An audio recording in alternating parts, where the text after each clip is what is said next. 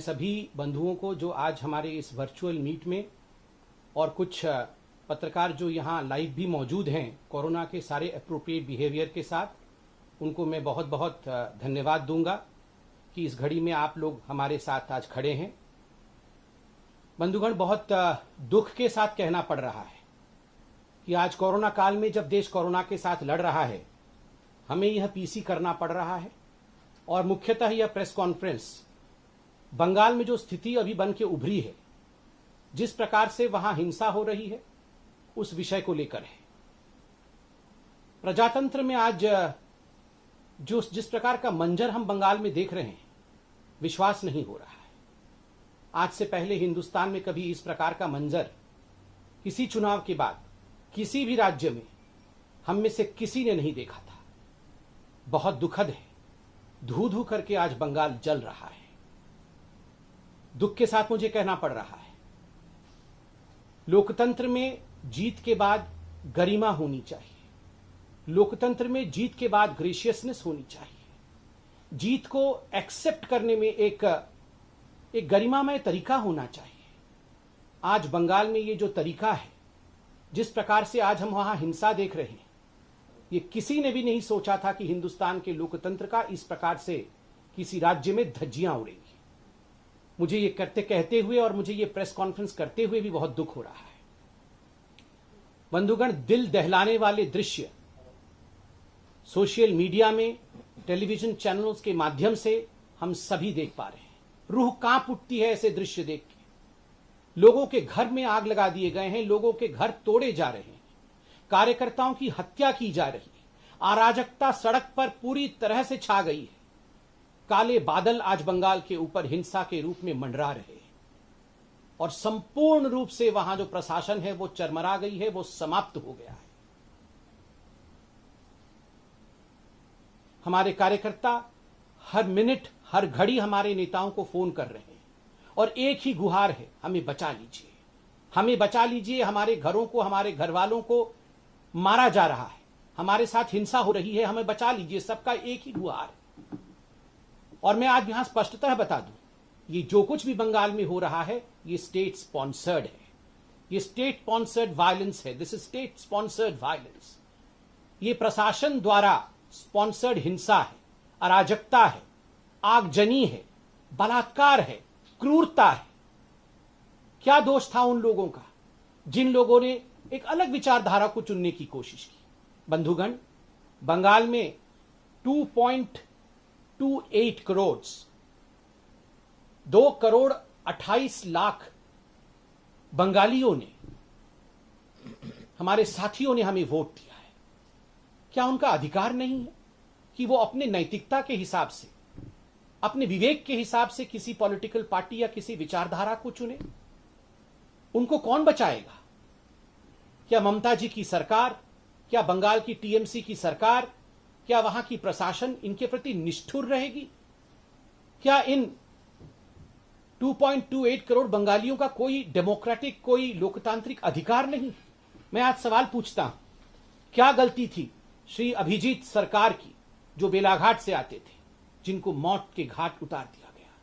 क्या गलती थी श्रीमती शोभा रानी मंडोल की, जो जगदल से आती हैं और उनका कसूर सिर्फ इतना है कि वो एक मां थी, एक भारतीय जनता पार्टी के बूथ कार्यकर्ता की। उनका बेटा बूथ में हमारे बूथ एजेंट के नाते काम करता था, इसलिए कल उनको मार मार के मौत के घाट उतार दिया। क्या गलती थी शोभा रानी जी की? क्या गलती थी उत्तम घोष की, जो रानाघाट से आते हैं, उनको घसीट घसीट के मार दिया गया? क्या गलती थी होरोम अधिकारी की, जो सोनापुर दक्षिण से आते हैं, उनकी हत्या की गई? क्या गलती थी मोमिक मोइत्रा की, जो सीताकुची से आते हैं, जो आज वो हमारे बीच में नहीं है? और क्या गलती थी गौरव सरकार की, जो बोलपुर के सदस्य थे, बोलपुर से भारतीय जनता पार्टी के सदस्य थे, उनको मौत के घाट उतार दिया गया?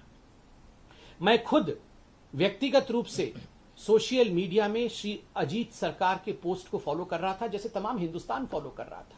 अजीत सरकार मरने से पहले उन्होंने पूरा डिस्क्रिप्शन दिया है उनके घर के साथ क्या किया गया। उनके घर के अंदर टीएमसी के गुंडे घुस आते हैं। ये जो अजीत सरकार है, ये कुत्तों के प्रति बड़ी इनकी आसक्ति रही है।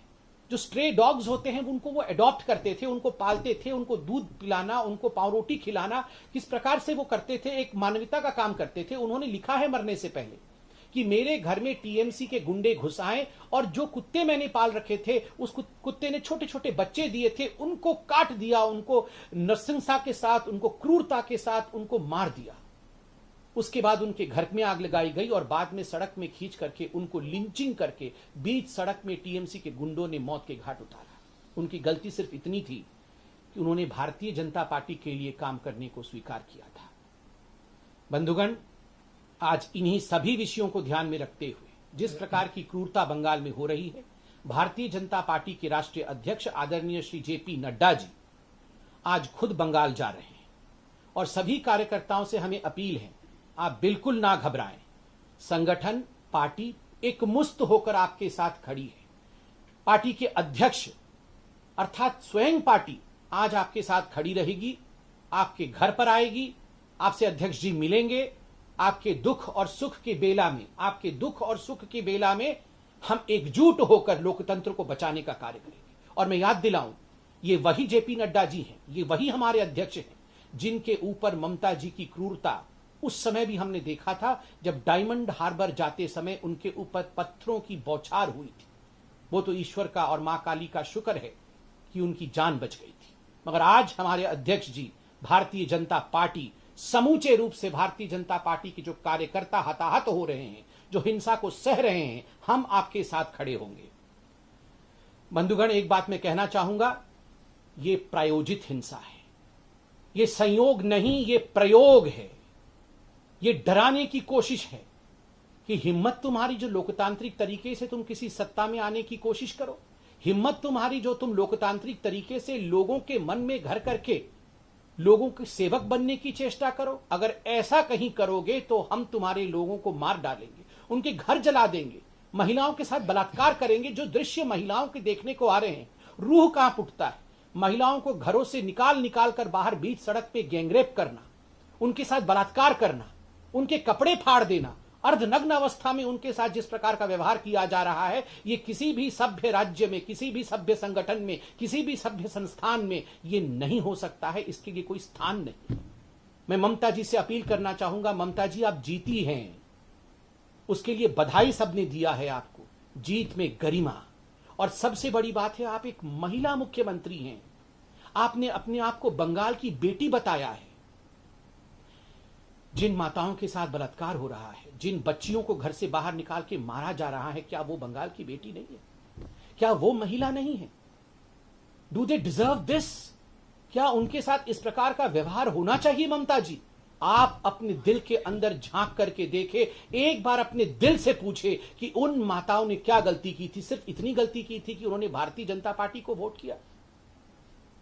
बंधुगण, मैं यह भी पूछना चाहूंगा ममता जी की पार्टी से, और मैं इसलिए कह रहा हूं कि यह संयोग नहीं प्रयोग है, यह प्रायोजित है, क्योंकि ममता जी के उस भाषण को जरूर सुनाइए। चुनाव से पहले ममता जी ने भाषण देते हुए कहा था, एक दिन ऐसा भी आएगा, यह चुनाव तो समाप्त हो जाएगा, चुनाव समाप्त होने के बाद सीआरपीएफ भी अपने घर चली जाएगी, चलो थोड़े दिन रुक भी जाएगी, उसके बाद तो घर चली जाएगी, मगर उसके बाद का समय हमारा होगा, उसके बाद का समय टीएमसी का होगा, हम भी देखेंगे उसके बाद क्या होगा, हम भी देखेंगे। ममता जी, कभी भी जो सेवक होता है वो इस प्रकार नहीं कहता है। आज पूरा हिंदुस्तान, पूरा विश्व देख रहा है बंगाल में क्या हो रहा है, और शांति की अपील भी आप इस प्रकार करती है। शांति की अपील में भी अशांति, शांति की अपील में आप कहती हैं कि हमारे साथ तो बीजेपी वालों ने अत्याचार किया, सीआरपीएफ वालों ने अत्याचार किया, मगर चलो आप लोग ऐसा मत करो। ये कोई शांति की अपील है? ये शांति में भी जहर घोलने की चेष्टा है। कहीं ना कहीं आप इंगित कर रही हैं कि जो हो रहा है वो सही हो रहा है। बंधुगण, अंत में मैं इतना ही कहना चाहूंगा कि ये जो टीएमसी पार्टी है, आपको याद होगा कहीं भी कुछ घटना घटती थी तो ये डेलीगेशन भेजती थी। डेलीगेशन उत्तर प्रदेश में, डेलीगेशन कर्नाटक में, डेलीगेशन मध्य प्रदेश में, और हर जगह जाके ये फोटो टूरिज्म करके इनका डेलीगेशन आता था। इनके 4-5 सदस्य हैं जो परमानेंट डेलीगेशन के मेंबर हैं। ममता जी, एक भी डेलीगेशन आपने इन हिंसा ग्रसित राज्यों, इन हिंसा ग्रसित क्षेत्रों में भेजा है? बंगाल के अंदर जिन माताओं का कत्ल हुआ, जिन माताओं के साथ गैंगरेप हुआ, उनके घर में या जिनके घर को फूंक दिए गए, उनके घर में कोई डेलीगेशन आपका गया है? नहीं गया है। कब जाएगा? कब ये शांति होगी? और मैं दूसरे पार्टियों से भी पूछना चाहता हूं, आप safe democracy, safe constitution, safe India, fascist India, ये सब पूरे विश्व में आप लोग जाके कहते थे। राहुल गांधी हर जगह आप जाके कहते थे। आज कांग्रेस के आपके कार्यकर्ता त्राहिमाम त्राहिमाम बंगाल में कर रहे हैं। भूल जाइए भारतीय जनता पार्टी को। भारतीय जनता पार्टी, हम तो नड्डा जी आज हमारे साथ खड़े हैं, पार्टी पूरी खड़ी है, हम तो लड़ रहे हैं और लड़ेंगे भी। आपके कार्यकर्ता मर रहे हैं, अधीर रंजन चौधरी और एनएसयूआई के लोग गुहार लगा रहे हैं। एक ट्वीट आपका नहीं होता है, आप जगते नहीं बस सिर्फ इसलिए क्योंकि आपको सैडिस्टिक प्लेजर मिल रहा है। मुझे बहुत दुख के साथ कहना पड़ रहा है कि जिस समय सभी को एकजुट होना चाहिए, क्योंकि हिंदुस्तान के डेमोक्रेसी, हिंदुस्तान के लोकतंत्र से बड़ा पूरे विश्व में कोई लोकतंत्र नहीं है। उस डेमोक्रेसी को अगर रक्त रंजित कर दिया जाएगा तो इसमें कोई पार्टी का विषय नहीं है, ये मानवता का विषय है। मानवता के लिए हमें एक होना पड़ेगा। और मैं सिर्फ इतना याद दिला के अंत करूंगा अपने वक्तव्य को कि आज 80 सीटों के साथ भारतीय जनता पार्टी मुख्य विपक्षी पार्टी है। We are the main opposition party today in Bengal and the main opposition party takes a pledge. हम ये प्रतिज्ञा करते हैं कि हम अपने कार्यकर्ताओं को और हम वो 2.28 करोड़ बंगालियों को जिन्होंने हमारे नीति, हमारे विचार के प्रति अपनी प्रतिबद्धता दिखाई है, उनके साथ हम खड़े होंगे, उनके अधिकारों की आवाज हम बनेंगे। धन्यवाद मित्रों। मेरे साथ था मेरे भाई, बंगाल के जाने माने चेहरे, इस देश के एक जाने माने बुद्धिजीवी डॉक्टर अनिर्बान गांगुली जी, जो खुद इस चुनाव में चुनाव लड़के भी आए। भोलपुर में बहुत अच्छा प्रदर्शन भी उन्होंने किया, क्योंकि ग्राउंड रियलिटी वो जानते हैं। खुद कई हजार फोन इनको आ रहे हैं। मैं उनसे निवेदन करूंगा कि वो आप सबको संबोधित करे, बंगाली में भी करे, अंग्रेजी में भी करे, ताकि पूरा देश, पूरा विश्व समझ सके कि आखिरकार बंगाल में क्या हो रहा है। आदरणीय अनिर्बान जी। धन्यवाद सम्बित दा। जिनी সম্পূর্ণ পশ্চিমবাংলার পুরো ইলেকশনটা লড়লেন বাংলার নিজের মেয়েকে চায় স্লোগান দিয়ে, সেই বাংলার নিজের মেয়ে কোট অ্যান্ড কোট যখন ইলেক্টেড হলেন, তখন সেই মুহূর্ত থেকে পশ্চিমবাংলার মা বোনেদের অবস্থা অসহ্য হয়ে গেছে। আজকে আমরা পশ্চিমবাংলায় ফ্যাসিজমের নগ্ন নাচ দেখতে পাচ্ছি গত কয়েকদিন ধরে, এবং এটা যে সুপরিকল্পিত, সুনিয়োজিত একটি চেষ্টা, সেটা পরিষ্কারভাবে বোঝা যাচ্ছে। কেন পশ্চিমবাংলার মুখ্যমন্ত্রী, যিনি সেই সরকারের গৃহমন্ত্রীও ছিলেন, সম্পূর্ণ ইলেকশনের সময় প্ররোচনামূলক কথাবার্তা বলেছেন এবং এও বলেছিলেন, বারে বারে বলেছিলেন পশ্চিমবাংলার মানুষকে যে ইলেকশন যখন হয়ে যাবে, ইলেকশন হয়ে যাবার পর কিছুদিনের পর যখন সিআরপিএফও চলে যাবে, তখন উনি দেখে নেবেন। এই রকম তার হাবভাব, তার কথাবার্তা একের পর এক, কিন্তু উনি প্রত্যেকটা জনসভায় এই রকম চমকানি ধমকানি দিয়েছেন এবং এই ভাষা প্রয়োগ করেছেন। আমার বলতে খুব লজ্জা করছে যে তারই দলের রাজ্যসভার সদস্য ডেরিক ওব্রায়ান এই যে এই রকম একটি ভয়াবহ পরিস্থিতি তার দল পশ্চিমবাংলায় আজকে করেছে, তা সেই পরিস্থিতির উদ্দেশ্যে বলেছেন এগুলো হচ্ছে সাজানো ঘটনা। আমরা জানি যে পশ্চিমবাংলার মুখ্যমন্ত্রী বরাবর সব বিষয়কে সাজানো ঘটনা বলেন। সেই জন্য এর তীব্র নিন্দা করা তো করছি আমরা, কিন্তু এর সাথে পরিষ্কারভাবে এই কথা বলা হচ্ছে এবং এই কথা আমরা বলছি যে বিজেপি, ভারতীয় জনতা পার্টি আজকে প্রিন্সিপাল অপোজিশন পার্টি, এবং আমরা কিন্তু আমাদের কর্মীদের সাথে একজুট হয়ে রয়েছি। সর্বভারতীয় সভাপতি জেপি নাড্ডা মহাশয় আজকে ইতিমধ্যে পশ্চিমবাংলার জন্য রওনা হয়েছেন। উনি পশ্চিমবাংলায় থাকবেন এবং যে কর্মী আক্রান্ত হয়েছে তাদের পরিবারের সাথে উনি দেখা করবেন, তাদের সাথে কথা বলবেন এবং তাদের পাশে দাঁড়াবেন। আমাদের ভাবা উচিত যে পশ্চিমবাংলায় বিজেপি প্রায় 2 কোটির ওপর ভোট পেয়েছে এবং 2 কোটির ওপর পশ্চিমবাংলার মানুষ বিজেপিকে ভোট দিয়েছে। এবং আমাদের প্রশ্ন হলো, পশ্চিমবাংলার নবনির্বাচিত মুখ্যমন্ত্রীর সামনে, তার দলের সদস্যদের সামনে, তার নবনির্বাচিত সব এমএলএদের সামনে যে এই 2 কোটি প্লাস মানুষ যে ভারতীয় জনতা পার্টিকে ভোট দিয়েছে, সমর্থন এবং তাদের ভোটাধিকার প্রয়োগ করেছেন, তাদের কি কোনো মানবাধিকার নেই? তাদের কি কোনো রকম রাইটস নেই? তাদের কি কোনো রকম ন্যায্য তাদের পাওনা নেই যে তারা একটি মুক্ত পশ্চিম বাংলায় ভালোভাবে থাকতে পারবে? এই হলো প্রশ্ন তার কাছে।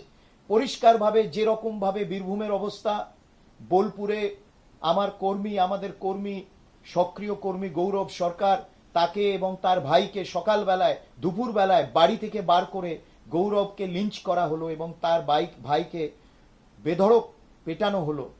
আমার গৌরব, তার ভাই এবং তার বাবার সাথে কথা হয়েছে, তাদের পাশে আমরা সম্পূর্ণভাবে দাঁড়িয়ে রয়েছি। বীরভূমের বিভিন্ন এলাকায় মানুষ ঘর ছাড়া, বোলপুরের ইলামবাজারে মানুষ ঘর ছাড়া এবং অন্যান্য বিভিন্ন কনস্টিটিউয়েন্সিতে পশ্চিম বাংলায় মানুষকে বিজেপি কার্যকর্তাদের ঘর ছাড়তে হচ্ছে, তাদের ভয়ে দিন কাটাতে হচ্ছে। এই কি নারী সশক্তিকরণের কথা বলেছিলেন পশ্চিম বাংলার মুখ্যমন্ত্রী, যে অন্য দলের বিশেষ করে ভারতীয় জনতা পার্টির মহিলা কর্মীরা আক্রান্ত হবে, তাদেরকে অপমানিত হতে হবে, তাদেরকে লাঞ্ছিত হতে হবে? এই পশ্চিম বাংলার কথা, এই কি বিশ্ব বাংলার মডেল উনি এবার তৈরি করতে চান? এবং এই যে 2 কোটি প্লাস মানুষ পশ্চিম বাংলায় যে বিজেপিকে ভোট দিয়েছে, তাদের কি কোনো অধিকার এই রাজ্যে নেই? এই প্রশ্ন আমরা তাকে বারবার করে করছি। উনি যেখানে শান্তির বার্তা যখনই দিয়েছে অশান্তি ছড়িয়েছেন। কথায় কথায় বিভিন্ন জায়গায় উনি ডেলিগেশন পাঠান, সারা ভারতবর্ষে ডেলিগেশন পাঠান। উনি কি একবারের জন্য এইসব জায়গায় ডেলিগেশন পাঠিয়েছেন? এই হলো প্রশ্ন। ওনার পার্টির টিকিটে ওনার মন্ত্রীরা এবং ওনার নেতারা যারা জিতে এসছেন, তাদের কি মানুষের প্রতি কোনো দায়বদ্ধতা নেই? এবং এই খবর আমরা বারে বারে পাচ্ছি যে তাদের নিচু তরার নেতারা এই সব এমএলএ এবং মন্ত্রীদের উস্কানিতে হারমাদ বাহিনী নিয়ে, বাইক বাহিনী নিয়ে তারা বিভিন্ন জায়গায় শহরে ঘুরছে, গ্রামে ঘুরছে, তারা শাসাচ্ছে। এখনো অনেক কর্মীদের ফোনে কিন্তু অ্যানোনিমাস কলস আসছে, সেখানে তাদেরকে হুমকি দেওয়া হচ্ছে, প্রাণনাশের হুমকি দেওয়া হচ্ছে।